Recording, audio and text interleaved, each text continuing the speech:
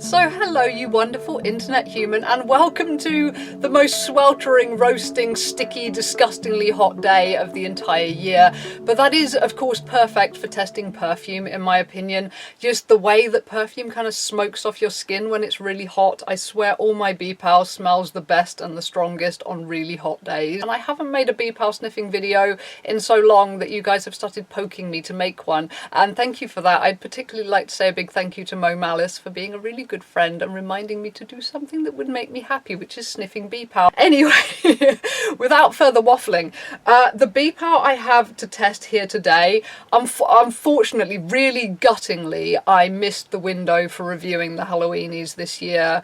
The Halloweenies stayed up late, but they have gone down now, and I'm so sorry about that because, oh my god, they were amazing. And the same goes for the Yules. The Yules, I got some incredible Yules. I might drop a comment below just with some honourable mentions of some of the ones that are too late for me to really review now, because I hate to be that git who's like, this is amazing, you have to have this, but oh, you can't unless you track it down secondhand somewhere. Like, I don't want to do that. But I might leave some honourable mentions down in the comments just because seriously, some of the Yules and Weenies were fucking amazing this past year. But because I have missed those, the ones I have to review today, I have some general catalogue sent, so they are the ones that are there all the time. You can get little imp sniffies for, I don't know, but they're cheap and they last a very long time, so you can get testers.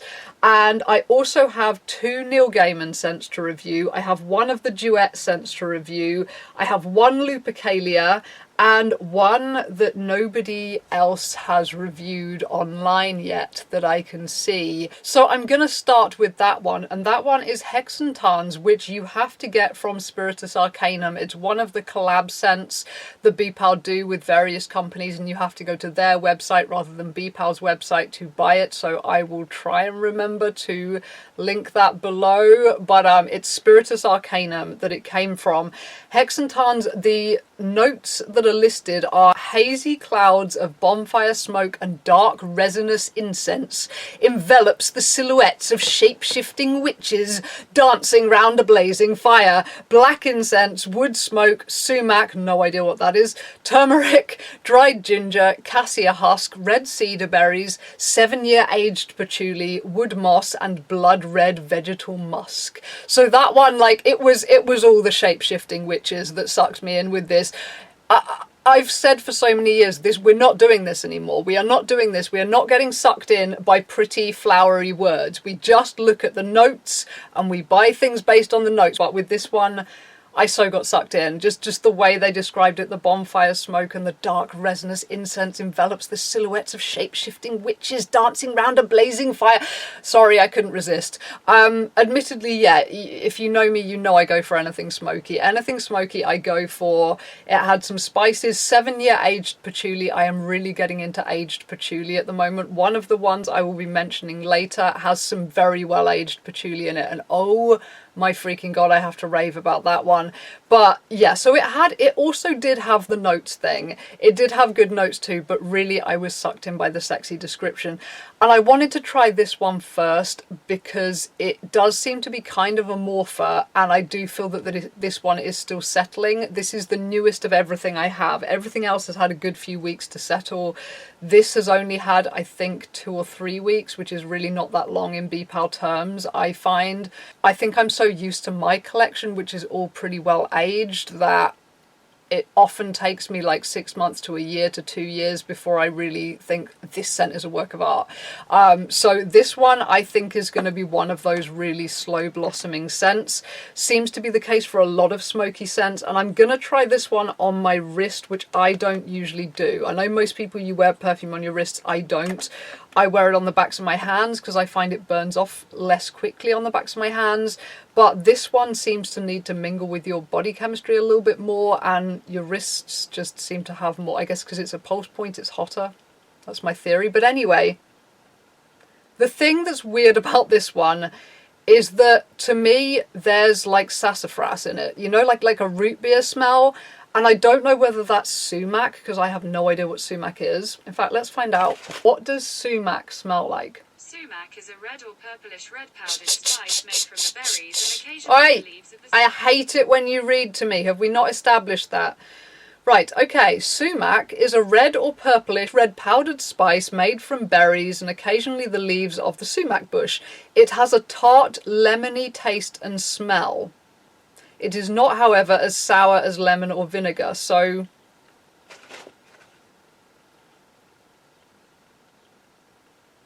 It could be that. It could be that. It's quite a kind of tart smell, but to me it's very much like root beer. However, when you put it on your wrist, the root beer thing seems to burn off a lot quicker. When I was wearing it on the backs of my hands like I normally do, it was root beer, root beer, root beer. And I was like, look, I used to love to drink root beer when I still could, but I don't want to smell like root beer. Whereas you put it on your wrist and this is getting better and better. Like seriously, every time I sniff this, I'm like, this is better than the last time. And now on my wrists, oh my God. The wood moss comes through really strong. Like the wood moss and the bonfire smoke, it smells like the last night of Glastonbury. And I've said this about a fair few scents. I think whenever something is like perfect bonfire smoke smell with just, yeah, like moss and outdoorsiness, it reminds me of the last night of Glastonbury when everyone's burning up all the wood fire and there's, you know, people dancing around campfires and smoking weed and you've got all of those intermingling scents in the air. This smells like that.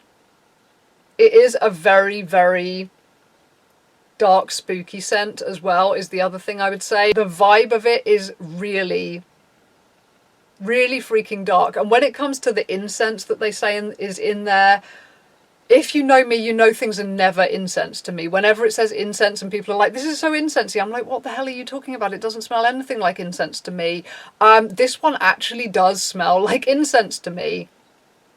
It's not lit in... It could be lit incense. But it's definitely some form of like black gothy incense. Like I can't think of a particular name or brand that sticks out, but you know you get a lot of like black gothy kind of witchy incense. Smells like that.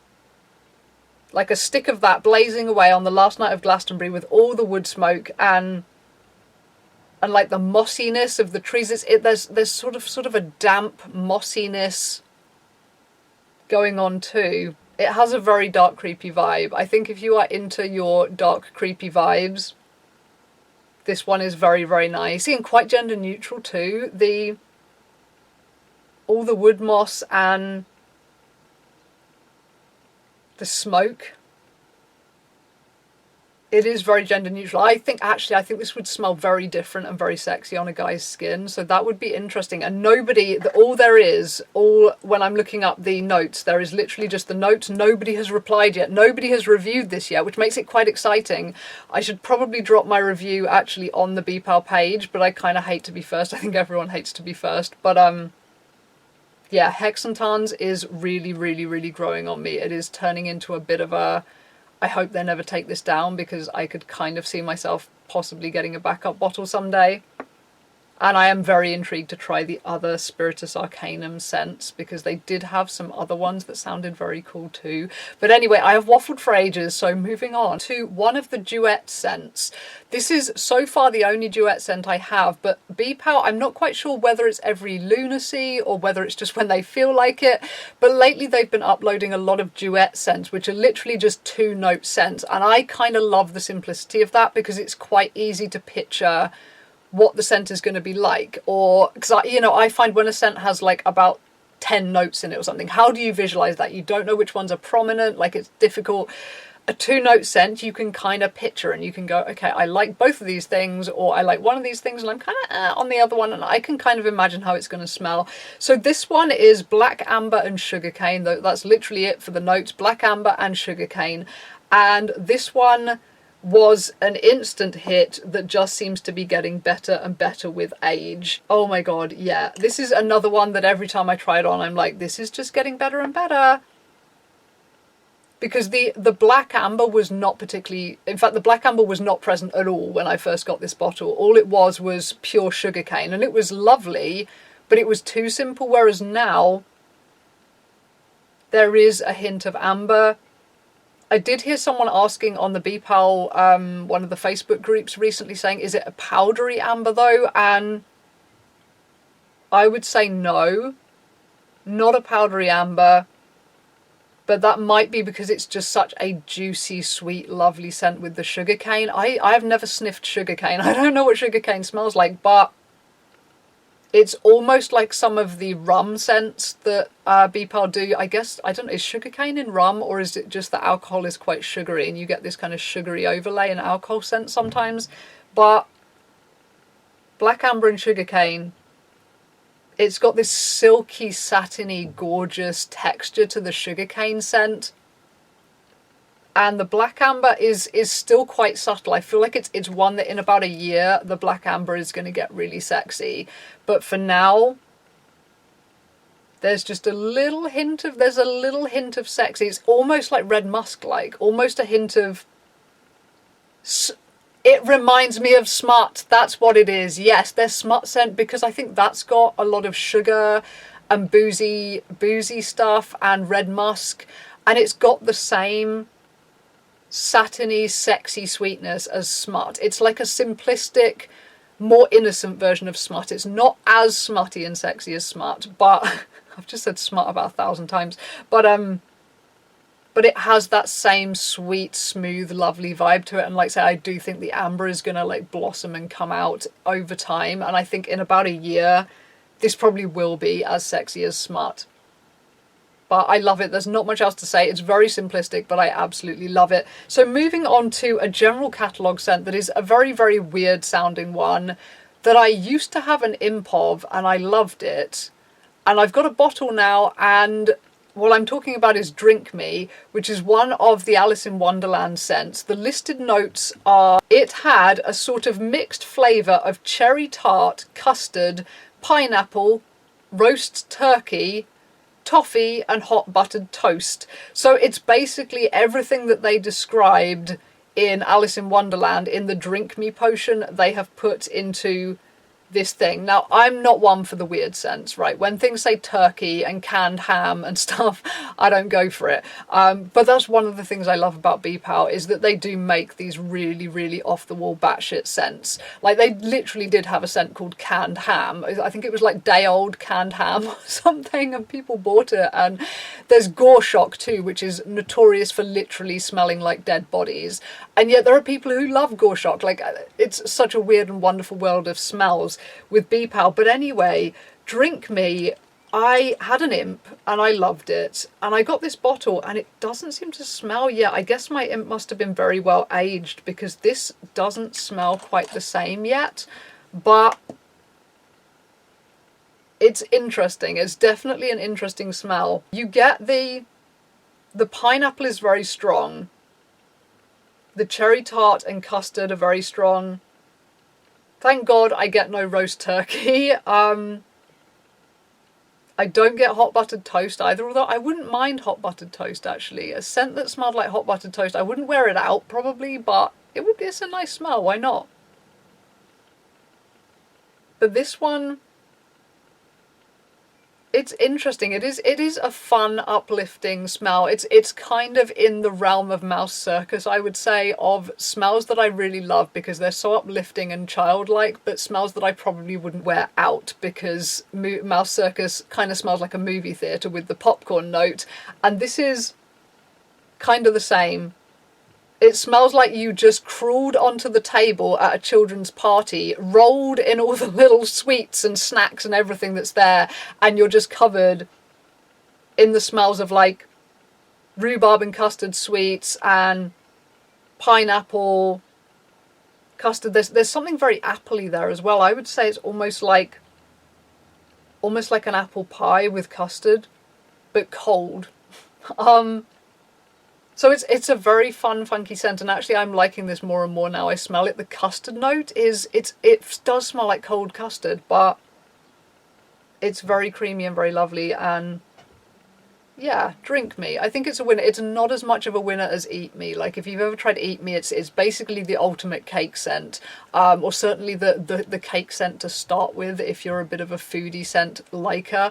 Drink Me isn't as gorgeous as Eat Me, but it's very fun. It's a very fun, uplifting, perky, happy scent. So I'm glad I have it. I'm glad I have a full bottle, because it is bottled happiness, I think, this crazy custard and pineapple and yeah, it's a very happy child. Like, it smells like a kid's party. It's perfect. It's perfect for the inspiration, and it's a cute scent. I like it. It wouldn't be something I'd wear to a goth club, but I like it a lot. So moving on to the first of the 2 Neil Gaiman scents I want to review. This one is from the American Gods collection, and it is the scent Laura, which, if you're like me and you haven't actually read American Gods yet, I do actually own the book and I haven't read it yet.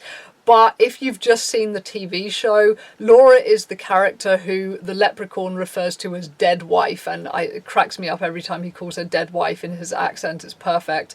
And I love her in that show. I need to look the actress up and stalk her, because she is the most beautiful woman I have ever seen in my life. From her big, like, her enormous hazel eyes. She has these huge sparkly hazel eyes, and she has these cheekbones and this pale complexion with this dark hair, and she is just the most stunning creature I've ever seen in my life, and I'm kind of obsessed with her.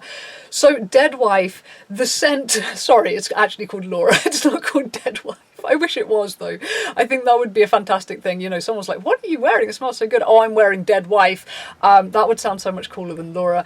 But anyway, Laura is a scent with really weird notes. There's a few, like, normal, lovely sounding notes, but there's some weird notes in here too. The listed notes are violets, upturned earth, mothballs, formaldehyde mixed with glycerin and lanolin, and the memory of the taste of strawberry daiquiris suspended in twilight. So yeah, you've got some lovely things there and some eloquence there, but you've also got mothballs and formaldehyde. And like I say, I'm not one for the weird scents. I don't jump on the weird scent bus and go for the crazy stuff. I play it safe, and I shouldn't, because here we go with 2 weird scents that I absolutely love. Because Laura was one that somebody else I knew had, and he hated it on his skin. It was too creepy for him on his skin. It was all formaldehyde. But when I tried it, it was completely different, and I loved it so much that I've ended up getting my own full bottle, because it is such a perfect summer scent on my skin. It's clearly very skin dependent, this one, but on me, gosh, it's different tonight. I think it's so hot in this room. It smells different, because right now I'm getting smacked in the face by the upturned earth, and that's never happened before. But tonight it's very, very wet grave soil, whereas usually, oh, here we go, it's settling down to what it normally smells like. Okay, don't make me just completely reassess my idea of this scent while I'm trying to make a video, my god. But yeah, normally it smells like the strawberry daiquiris. The strawberry daiquiris come through very strong. It's like, you know, kind of, in fact, I don't know if I've ever had a strawberry daiquiri, but what I imagine is kind of a creamy cocktail. It smells creamy, but with bits of strawberry in, so quite sweet, quite boozy. There's like the breath of booze on there. And I do get the formaldehyde. I've never actually smelled formaldehyde. It's an embalming, like what you use in a morgue chemical. If you don't know, I'm probably preaching to the choir. But formaldehyde, I've never actually smelled it. But on me, it's got this slightly minty, kind of minty ozony, but quite medicinal and sort of spooky. It does smell like a morgue. I've never been in a morgue, but you know, you just get this impression of the silver tables with bodies on them, everything very cold and dead, the morgue drawers, the flickering fluorescent lights. You get the impression of all of that in this weird medicinal cold tang, and you think like, oh, that's a bit creepy. But then it's mixed with those strawberry daiquiris, and it's a very weird, beautiful scent. I think that it's very summery. You've got the strawberries and you've got this odd kind of minty, cool, cold smelling formaldehyde thing, and on me it is this very like strawberry fresh summer scent, but with a seriously eerie edge to it. And anyone who does work with formaldehyde, whether that's preserving specimens or working in a morgue or whatever, I think they would, in fact, I'm pretty sure I've seen a review from someone who does have a job like that saying, too weird for me, smells like work, smells like dead bodies, can't wear it. But if you don't have those memories, I think it's lovely, and I love the fact that they ended the description with strawberry daiquiris suspended in twilight, because although it's a very summery scent, there is something very nocturnal about it, or sort of dusky about it. That maybe it's the upturned earth smelling so moist that it kind of gives off this cold night air scent. I'm not quite sure. But although it's summery, it smells like a summer night. And it does make me picture Laura, Dead Wife from the American Gods series with, with her big hazel eyes sparkling in the darkness. And yes, I think as a huge fan of her in the series, and as a huge fan of strawberry scents and slightly creepy scents, I think Laura is an absolute work of art. Love it. So moving on to the one Lupercalia that I really have to review, and I'm going to be so predictable here. If you have been following BPAL forums and Facebook pages and all of that, and you've been chatting about the Lupercalias, you will know there is one scent from this year's Lupercalias that everyone has been losing their shit about. And I'm sorry, I'm going to be predictable and review that one too. It is, say it with me, the elephant is slow to mate. Yep, it's that one, the one that everyone is going mad over. So the listed notes in the elephant is slow to mate are deep burgundy musk, red labdanum, smoked rose petals, a popanax, 17-year aged patchouli, blackened vanilla bean, dried black cherries, blackberries and tobacco absolute. Now that's quite a heck of a lot of notes, but I love basically all of them. However, what I think really, really makes this scent an absolute killer is the 17-year aged patchouli. When I got my Lupercalias, it was still cold here, and they were all like, I could barely smell them at all. They were so muted. I was like, oh my God, I'm gonna have to wait like at least 2 weeks for these to warm up and really settle. But the only one that wasn't was the elephant is slow to mate. It was like a punch in the sinuses straight out of the mailbox. It had all of its strength straight away. And I think that's because there's already a well-aged component in there. So this one, the only person I have seen sell their bottle of the elephant is slow to mate yet is someone who found that they didn't like the rose note in it. I think they were someone who weren't a rose lover, and they'd gambled on all the other notes but found that the rose was too prominent. I actually had forgotten there was rose in this. I didn't really get rose on my skin, but now reading it, I'm like, oh yeah, there is a romantic edge of rose. But for me, the most obvious notes are the 17-year aged patchouli, just this deep, lovely, warm, rounded scent. Like, you know, if you are a long-term BPAL collector and you've got old bottles, you know how rich and warm and rounded they come to smell compared to the sort of the light frothiness of a fresh scent. This has got that lovely rounded thickness to it, and yeah, if you're like a new BPAL collector, you might want to spring for some of this just to smell it. Literally, this is kind of the thing that your bottles are going to smell like if you hoard them for a while. You will get this coming out in pretty much all of them. Some scents don't age super great, but most, in my opinion, do. And the other notes that I really get with this one are the dried black cherries and the blackberries. And I would say probably the deep burgundy musk too. It's a very deep red smelling scent. Just the same as smut smells very, very red to me. This one, obviously it does have the deep burgundy musk, kind of red musk type thing in common with smut. And it's as sexy as smut. I do think it's as sexy as smut. It's not mischievous like smut, but this one is perfect to its description. A rolling, unhurried, volcanic passion sustained by a love that is slow, shy, patient and wise. That's their little quotey description first, and I feel like that's perfect. Like, this smells like a really unhurried, gorgeously, blissfully slow sex session. It smells exactly like that.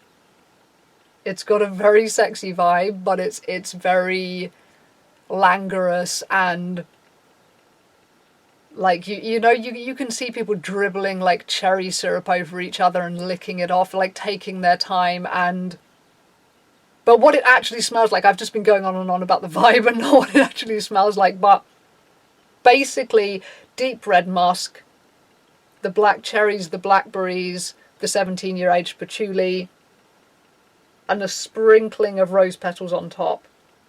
But it's gorgeous, and everyone has been losing their shit over it. So seriously, if it isn't out of stock, I pray it isn't out of stock. I'm pretty sure they must have preempted how popular this scent would be, so it probably isn't. But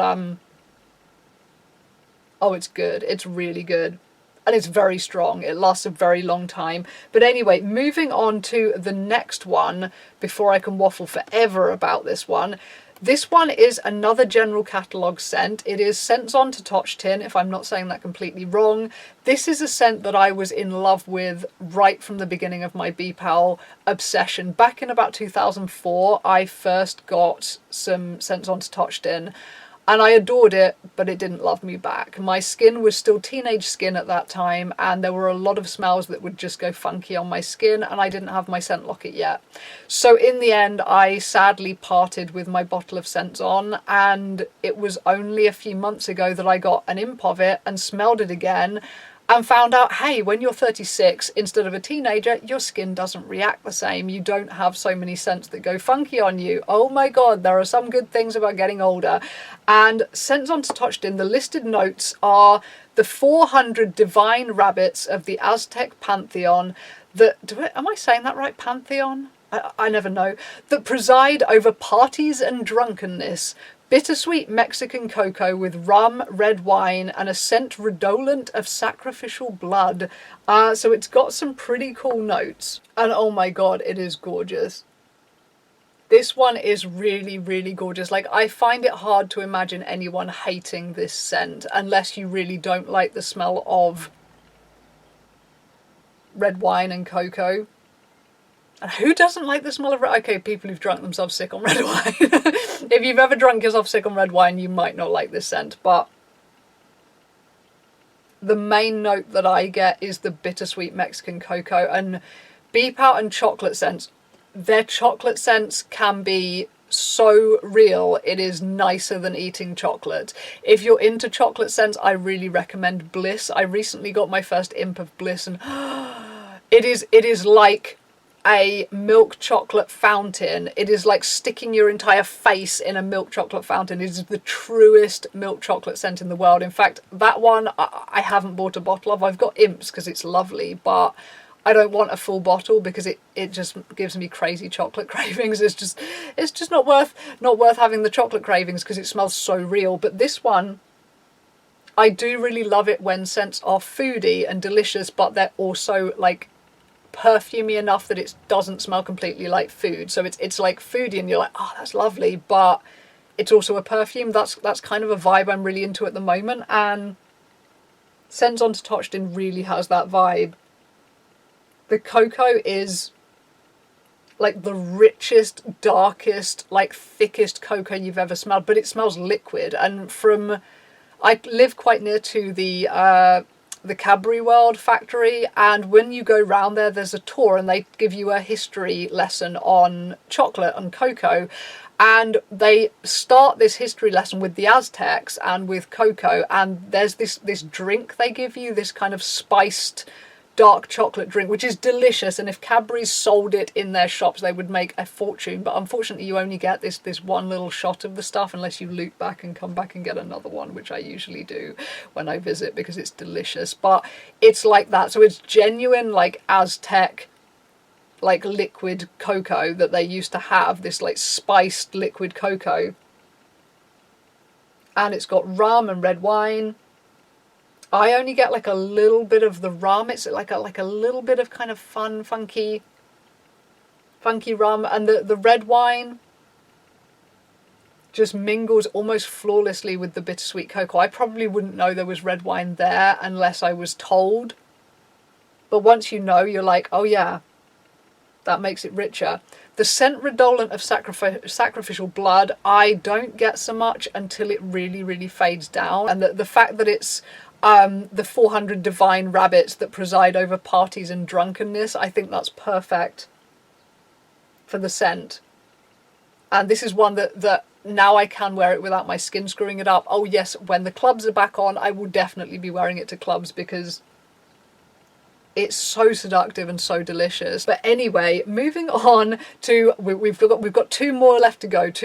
We're nearly done here. I've been waffling for quite a long time, but we're nearly done. So the penultimate scent is another one of the Neil Gaiman scents. This is another American God scent, and it is called Only a Sip. It is the one that is based on, you know, the character Wednesday, his flask, this flask he carries around. And when he makes deals with someone, from what I remember, he seems to give them a sip of the flask, and that like seals the deal. So the little quote they've given it is that, and this is from the book American Gods, the liquid was pungent and it evaporated in his mouth like a good brandy, although it did not taste like alcohol. So that was the description they had to go from, and the listed notes they have used are orange peel, rosemary oil, peppermint and cloves.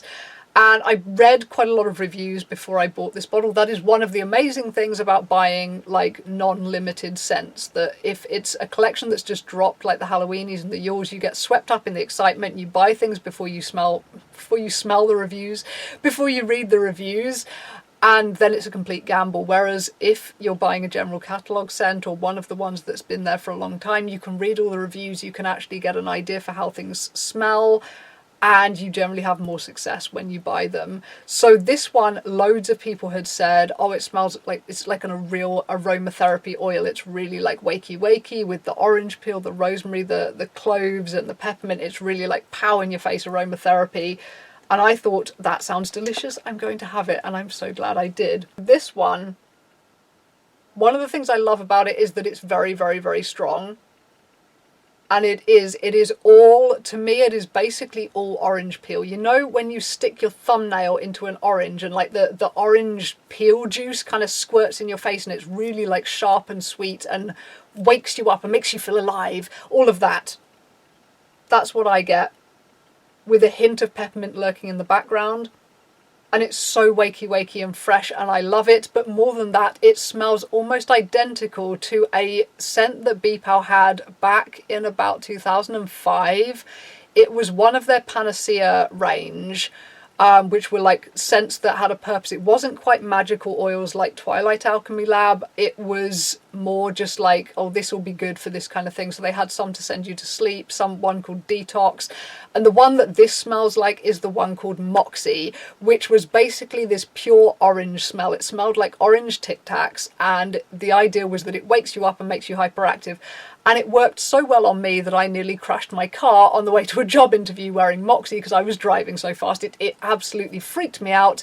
And I still have a little dribble left in my bottle that I've been preserving like crazy because I loved Moxie so much. And they discontinued it. And I have been gutted for years about that, and even more about Detox. Detox was the perfect lime scent, and it got discontinued. And again, I'm hoarding the tiniest dribble, and I should just use it. What's the point of it just sitting there? I should just use it. But I would love it if they would bring those scents back someday. But this one smells like Moxie, is the point of what I'm saying. It does have that zingy orange smell, and it takes me back to so many happy, excitable times wearing Moxie. The one thing I would say that's even better about this than Moxie is that I think it's the rosemary and perhaps the cloves that balance it a little bit. It's not quite so full-on hyperactivity as Moxie was. It's awake and alive and zingy, but it's also like balanced and calming slightly. It has a very aromatherapy kind of therapeutic effect, I feel like. And it's perfect for summer. It is so fruity and happy and uplifting for summer, so I love that one too. So moving on to the final bottle. This is one that I am so in love with for summer right now, and it is called Grog. The only description they give it is, "Arr, avast ye, matey, this be the scent of pirate rum." My pirate voice needs work, but the scent of pirate rum. This one, I have never tasted rum that smells like this, which is probably a good thing, because if I did, I would drink myself sick on it. It is absolutely delicious. This one, to me, it's the most mischievous smelling scent in the world. Like, it smells like mischievous drunken pirates. It really does. in summer, on this, like on the summer seas, on a hot night, there is something very like hot summer night about this smell. But to me, it's less like rum and more like caramelized bananas. Like, I know kind of rum, that there can be this almost banana-like sweetness about it, and that's what this has in spades. It's like caramelized rum with loads of like you know, really caramelized caramelly sauce over ice cream on a hot summer night, and it's delicious. And there is a bit of like a liqueur smell in there too, like some kind of caramel liqueur or something, more than rum. Like it's very sweet. If you don't like sweet scents, you're gonna hate this, but I love sweet scents, and this one is delicious. This one is like eating an entire bowl of just caramelized bananas, like you know, like pan-fried bananas, so that they're kind of like melty and gorgeous, and there's ice cream, and they're super ripe, and there's just dribbly caramel sauce and like caramel liqueur, and it's just this bowl of mischievous decadence. That's how it smells, and I am obsessed with banana smells right now. I finally started loving the 7-word story one called Sloth, which is, I think, basically the only note in it really is banana, and it smells like nail varnish remover when you first put it on. It has to be said, it's a harsh scent when you first put it on, but if you can just wait a couple of minutes for it to settle down, you get this gorgeous like caramelized rich banana thing going on, like nutty caramelized banana. So 7-word story Sloth, if you're into banana scents too, that one is amazing. And then Stroll Through the Quarter is my other banana scent, and I've just ordered Banana Skin in a Graveyard, which is another Neil Gaiman scent, which sounds bizarre as all hell. Banana peel in a graveyard. It's so like a banana peel and graveyard dirt, I think, is basically what it's meant to smell like. It's a weird scent, but I'm starting to love the weird one, so I'm branching out, and I'm obsessed with banana scents. So this one, Grog, returning to the point, having this gorgeous caramelized mischievous banana thing, I adore it. But it has such a kind of like holiday memory vibe to it, Grog. It really, I think because of the booziness almost smells a bit like brandy to me more than rum. You know, like cheap brandy that's kind of really sweet. It smells quite a lot like that, and I used to drink that a lot when I was in Spain on my own back in 2008, because my dad is like a giant cheapskate, and when I was there he was like, you've got to drink brandy because it's the cheapest thing around here. If you're going to drink a spirit, drink brandy. So I drank brandy the whole holiday, and this scent to me now, it smells like the hot summer kind of balmy nights you get in Spain by the ocean, and you can still taste the brandy in your mouth, and you're so drunk everything's kind of smudging and whirling, and you know, you're trying to take pictures like a tourist, but everything's coming out smudgy, and you're kind of like running away down the beach to get home, and it smells like that. It smells like holiday memories. It's so sweet and sticky and gorgeous. Anyway, I have talked for the longest freaking time. My mouth is absolutely desiccated, and I'm going to do a shut up now. And the final thing I would like to say is that I am so grateful to BPAL for still shipping to the UK after Brexit. Thank you. Round of applause, please, because there are so many US companies that are not shipping to the UK anymore. Like, yes, the shipping is expensive. It's always been expensive. It's always going to be expensive. But since Brexit, I can't get things. I can't get things I love anymore. I can't get Cocoa Pink at all unless I go through one of my friends in America. So I'm having to use an American friend to be my postal slave, and the post office keep giving her shit about posting things to the UK because of Brexit, and I feel so bad, and I'm going to have to send her something lovely to try and make up for it, but I just haven't worked out what yet. So Brexit has fucked things up so hard, just like we knew it would. So can I just say a huge thank you to BPAL for still dealing with us in the UK and still letting me have all the stuff that I love so much. So thank you very much, BPAL. You're amazing if you're crazy enough to still be watching at this point. But anyway, I'm going to shut up and go away and open a window before I melt completely. Thank you for watching. Over and out. Bye-bye.